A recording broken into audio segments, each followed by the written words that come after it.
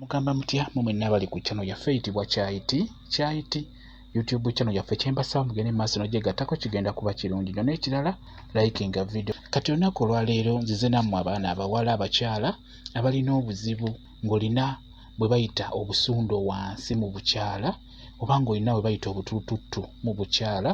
Olunaku olwaleero njagadde mbabulire ku ddagala erigenda obbayamba ku buzibu obwo mwabalina obusundo obutini wansi. Obusundo obwo butera nnyo obbakwata mu bukyala bwammwe kungulu olumu ne munda. Bumanyi okujja mu ngeri ya mpola mpola, busobola okujja bubiri busatu ne bubanga obugenda ate omala ne bukomawo nga buwerako bwe butyo kakkana ne butandika okubeera nga bujja.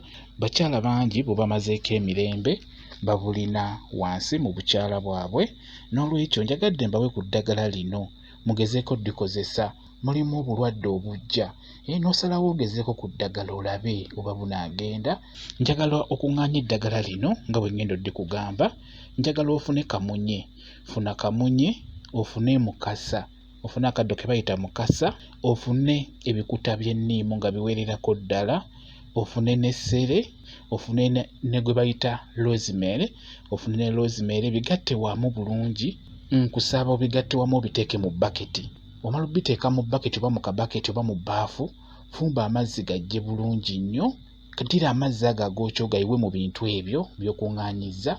Wamala okuyiwamu amazzi lindako omukka ogw'amaanyi gukendeere. Nkusaba obeere nga weeyoteza wansi ebintu ebyo. Kitegedde bulungi byeyoteze. Beera ng'obyeyoteza bigenda kukuyamba okubeera nga bikujjanjaba obusundo obwo mpola. Oba si kyekyo osobola obiddira byonna n'obikwata wamu n'obitokosa. Biteeke mu seffuliya obitokose bijje bulungi nnyo. Bimala okujja ng'olaba bitokose biyidde, biyiwe mu bbaketi mulundi gumu. Byonna biyiwe mu bbaketi oba mu bbaafu. Gyamu engoye bulungi ositame ku eyo bbaketi mw'oyiye ebintu ebyo oba ositame mu bbaafu. Weebikke bulungi essuuka bulungi nnyo, omukka gubeere nga gukuyingira wansi, naye sooka olindeko omukka gubeere ng'ogukendeera ogwo ogw'amaanyi. Oluvannyuma ositameko weebikkireko, kwegamba ogezeeko okulaba obuntu obwo obusundo obwo bujja kgenda bukendeera mpola kuba lino eddagala ddungi nnyo mu kukaza obusundo obwo oba mu kugoba obutulututtu naddala mu bitundu ebyo ebyekyama obutera obbakwata. Gezaako olabe oba bunaagenda. Kinyiikirire, fuba okulaba ng'okinyiikirira weeyoteze eddagala eryo olabe oba bunaakendeera. Ekintu ekirala osobola n'okuddira ka mukasa kokka ka mukasa n'okayengera mu mazzi nga matini nnyo n'obeera ng'amazzi ago gasengejja bulungi n'obeera ng'oganaaba wansi gw'alina obutulututtu obwo oba obusundo. Kamukasa ako kalungi nnyo, osobola okukanaaba kokka ng'okanaaba wansi ng'amazzi ogasiigayo bulungi nnyo.